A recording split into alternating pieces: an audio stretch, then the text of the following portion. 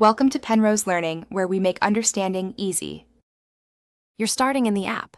Open Instagram, tap Menu, then Settings and Security.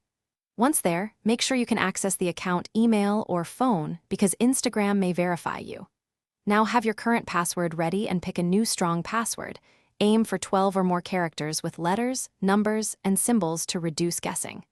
Once you've done that preparation, you're ready to change the password immediately without leaving the app. You'll now change the password.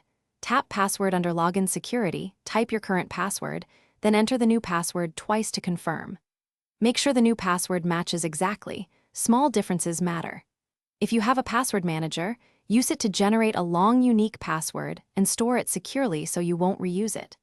Once the fields are correct, tap Save and make sure to update any devices or apps that sign in using Instagram credentials. After saving, check active sessions in security and log out other devices you don't recognize. That locks them out instantly. Next, enable two-factor authentication. Use an authenticator app for stronger protection versus SMS. If Instagram rejected your current password, don't panic. Tap Forgot Password and follow the email or phone verification to reset it, then choose a new strong password and update stored logins. If something still fails,